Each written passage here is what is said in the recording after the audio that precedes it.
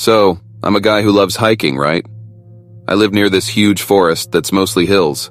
It's really quiet, just the way I like it. The only other living things you'll see are the odd deer and birds. That's about it. It's my spot. Always has been. One Sunday, I decided to hike to this hill that I'd never been to before.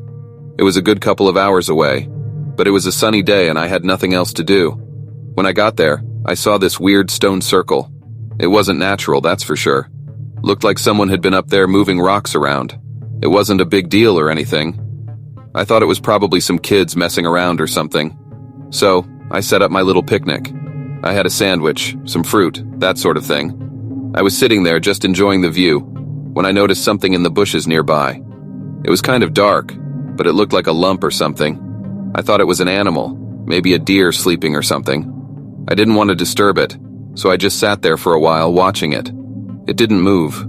At all. That's when I started to feel weird. Like something wasn't right. My heart started pounding and I got up to take a closer look. I wish I hadn't. It wasn't a deer. It was... Shit, it was a human arm. Just lying there in the bushes. I freaked out, ran away and called the cops. Told them what I found. I waited near the trail entrance for them to arrive. They searched the place and found more parts. A leg over here, another arm over there. It was like a freaking horror movie. But the worst part was the stone circle. It wasn't just rocks. It was a goddamn ritual place. They found symbols carved into the stones and some more body parts. They thought it was some kind of pagan ritual or something. The next days, the forest was crawling with cops and news reporters. It was a mess. But me? I just can't shake off that image of the arm. Can't believe that my quiet little spot turned out to be some psycho's ritual grounds.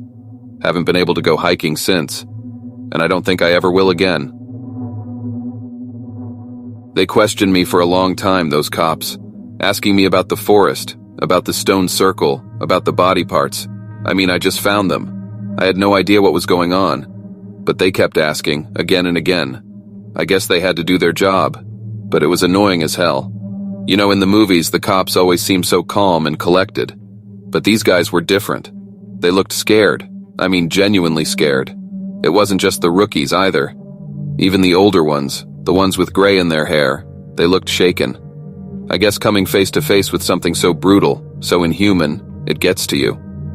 They wouldn't tell me much about the investigation, just that it was ongoing and that I should stay away from the forest for a while, as if I needed telling twice. I spent the next few days holed up in my house, glued to the local news. The story was all over it. They called it the ritual killings. Catchy, I guess. They interviewed some of the cops. They didn't say much, just that they were investigating and following all leads. They interviewed some experts too. Anthropologists, criminal psychologists, even a religious studies professor. They all had their theories. Some said it was a cult. Others thought it was a lone psychopath. But nobody really knew anything. One thing they all agreed on was the symbols. They were definitely pagan. Old pagan, like ancient. They said they were associated with death and rebirth. That's what freaked me out the most. This wasn't just a murderer. This was someone or something that believed in what they were doing. That they were serving some kind of higher purpose. Days turned into weeks. The story died down a bit, but the investigation continued. The forest was still off limits. I didn't mind. I wasn't going back there anytime soon. The nightmares didn't help. Every night the same dream. The stone circle, the body parts, the symbols. I'd wake up in a cold sweat, my heart racing. I'd stay awake until dawn, too scared to go back to sleep. I was a mess. I started seeing a therapist. She was nice, understanding. Told me it was normal to feel this way after experiencing trauma. She prescribed some meds to help me sleep. They worked, kind of. The nightmares became less frequent, but they didn't go away. I tried to get back to my normal life. Went back to work, started hanging out with friends again. But it was hard. Every conversation, every look, I could see the question in their eyes. Are you okay? No, I wasn't okay. I was far from okay. It was a few months later when they finally made an arrest. Some local guy lived on the outskirts of town. Kept to himself mostly. The neighbor said he was odd, but harmless. They found some evidence at his place. More symbols, some blood, stuff like that. They said it was him, but it didn't feel right. I mean, I wanted it to be over as much as anyone. But something just didn't add up. The guy, he didn't seem capable of something like this. I know. They always say that. He was such a quiet guy, kept to himself. But this was different. He was odd, sure, but a ritual killer? I wasn't convinced. Then one day I got a call from the cops. They wanted me to come in. They wouldn't say why, just that it was important. My heart sank. I didn't want to go back there, back to that day. But I had to. I owed it to whoever they were. The victims. I owed it to them. When I got to the station, they took me to a small room. It was just me and this detective. He was older with a grizzled look on his face. He didn't waste any time. "We found something," he said. "Something we think you should see." He pulled out a file and slid it across the table. I looked down at it but didn't touch it. I didn't want to touch it. "It's pictures," he said. "Pictures of the stone circle." I looked up at him, not understanding. "I've seen it. I know what it looks like." He shook his head. "Not like this. These are different." I took a deep breath and opened the file. There they were, pictures of the stone circle. But these weren't like the ones I'd seen on the news. These were up close and detailed. I could see every crack, every crevice, and the symbols, the goddamn symbols. "Look closer," the detective said. I did, and that's when I saw it. Among the symbols carved into the stone was a name. My name. I sat there staring at the picture, my heart pounding in my chest. My name carved into the stone. It was impossible, but there it was, right in front of me. I don't understand," I stammered. The detective leaned back in his chair, his face grim. "We don't either, not yet." "But why? Why my name? We're hoping you can help us with that. Think, is there anyone who might want to harm you? Any enemies? Any disputes?" I shook my head, my mind racing. "No, nothing. I keep to myself. I don't have enemies." He sighed, rubbing his temples.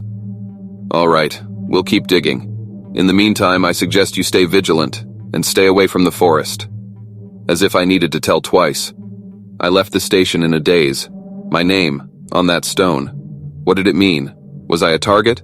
And if so, why? I barely slept that night. Every noise, every creak of the house, it made me jump. I was a wreck. The next day, I decided to do something about it. I wasn't going to be a victim. I wasn't going to hide. I was going to find out what was going on. I started by researching pagan rituals. The symbols, the body parts, the stone circle, everything. I spent hours on the internet, reading up on ancient practices and beliefs. It was unsettling, but I needed to know. I needed to understand. Then, I started asking around town. Carefully, subtly. I didn't want to raise any suspicions, but I needed to find out more about the guy they arrested. Was he really capable of something like this? And why my name? I got some weird looks, sure, but I also got some information. He was odd, yeah, but harmless. Kept to himself and didn't bother anyone. Some even said he was nice. A bit eccentric, maybe, but nice. I wasn't convinced. But the more I dug, the more confused I got. Nothing made sense. Until one day when I got a call. "Is this the hiker?" a voice asked. "Who is this?" I demanded. "You don't know me," he said. "But I know you, and I know what you're looking for, and I think I can help." "Who are you?" I asked again, my heart pounding in my chest. "Just a friend," he replied. "Meet me tomorrow at the diner on Main Street at noon, and come alone." Then he hung up. Just like that. I was left staring at the phone in my hand, more confused than ever. The next day I went to the diner. I wasn't sure what to expect, but I had to know. I had to understand what was going on. I got there a few minutes before noon. I chose a booth at the back, where I could see the entrance. I ordered a coffee and waited. Noon came and went. Then finally he walked in. He was older, maybe in his 60s. He wore a hat and a long coat, even though it was a warm day. He looked around, then walked over to my booth. "You the hiker?" he asked, his voice gruff. I nodded, and he sat down across from me. He took off his hat, revealing a head of thinning gray hair. His eyes were hard and tired, but sharp. "I know about the stone circle," he said. getting straight to the point. "And I know about the symbols, and your name." I stared at him, my heart pounding. "Who are you?" He ignored the question. "I can help you, but you need to trust me. Can you do that?" I hesitated, then nodded. I didn't know if I could trust him, but I didn't have a choice. I needed answers. He told me a story about the forest, about the hill, about the stone circle, a story about an ancient pagan ritual, about death and rebirth. It was a lot to take in. It was terrifying, but it was also the first thing that made sense. He told me about a secret cult, followers of an ancient pagan deity. They believed in sacrifice, blood, death, and rebirth. They believed that by offering body parts, they could appease their deity and gain eternal life. The guy they arrested? He was a member, but he wasn't the killer. No, the real killer was still out there, and I was his next target. "But why me?" I asked. "Why my name?" He shrugged. "I don't know. Maybe you were chosen, maybe it was random, but it doesn't matter. What matters is that you're in danger." "But what can I do?" He smiled a grim, humorless smile. "You can fight. You can stand up to them. You can stop them." "But how?" I asked, my voice trembling. He leaned in, his eyes intense. "I can show you. I can teach you. But you have to be willing. You have to be brave." And that's how I became a hunter of a secret cult, a hunter of a killer. It was terrifying. It was dangerous. But it was also the only way. The only way to stop the killings is to save myself. And so, the hunt began. Over the next few weeks, the old man became my mentor. He was tough, gruff, and didn't waste any time on pleasantries. But he knew his stuff. He taught me about the cult, about their rituals and beliefs. He taught me about tracking, about surveillance, and he taught me about self-defense. Most of my days were spent in training, in preparation, but every night I was out there, in the town, watching and waiting. I had a list of suspected cult members, courtesy of my mentor. I watched their homes, their workplaces, their hangouts. I looked for any signs of the next ritual, of my impending doom. It was exhausting, nerve-wracking. Every shadow, every rustle of leaves, sent a chill down my spine. But I had to do it. I had to stop the killer. One night, I was watching one of the suspects. He was a local butcher and seemed normal enough, but my mentor said he was a high-ranking member of the cult. I'd been watching him for a few days, but hadn't seen anything suspicious. That night, though, something changed. He left his house late, way past midnight. He was carrying a large bag, the kind you'd use for tools or something. He looked around, then headed towards the forest. My heart pounded in my chest as I followed him, keeping my distance. He went straight to the hill, to the stone circle. I watched from a distance as he took out a set of knives from his bag. Then, he started carving a new symbol into the stone. It was a symbol I'd seen before in my research. It was a symbol of selection, of choosing a sacrifice. I knew then that it was time. The ritual was going to happen soon. I was going to be the next victim. I reported back to my mentor. He was grim but resolute. "It's time," he said. "We have to stop them." The next night, we prepared for the confrontation. We packed bags with everything we'd need: rope, flashlights, a first aid kit, and weapons. I'd never used a weapon before, never even held a gun. But my mentor insisted. "It's them or us," he said. We waited until it was late, until the town was quiet. Then we headed for the forest. We moved silently, blending into the shadows. We were hunters, and we were on a hunt. When we reached the hill, we saw them. The cult members are all in black robes. They were standing in a circle around the stone, chanting in some ancient language. In the center, the butcher was preparing for the ritual. My heart pounded in my chest, but I was ready. I had to be. I looked at my mentor, and he nodded. It was time. And then, we attacked. We burst from the shadows, running at them full tilt. They were surprised, caught off guard. They turned towards us, their eyes wide with shock and fear. My mentor took the lead, tackling the butcher to the ground. I followed his lead, charging at one of the cult members. He was bigger than me, stronger, but I had the element of surprise. I swung at him with everything I had, and he went down. The rest was a blur.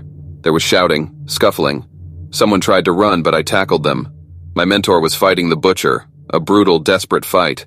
I saw him get hit, saw him stumble, but he didn't fall. He fought back, fought hard. I don't know how long it lasted. It felt like hours, but it was probably only minutes.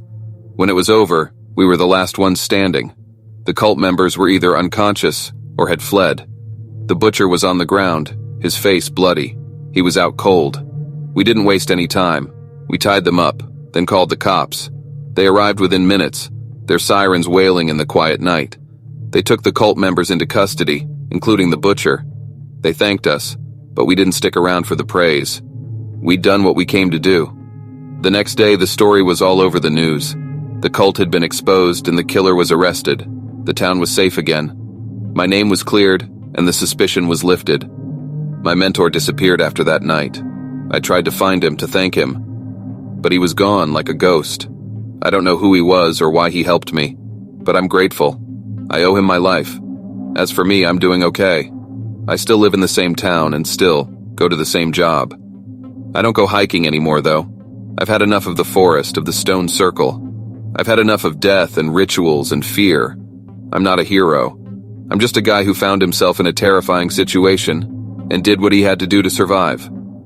I'm just a guy who was targeted by a cult, who was supposed to be a sacrifice. But I fought back. I survived. And I'm stronger for it. So if you're out there, if you're scared or in danger, remember this. You're stronger than you think.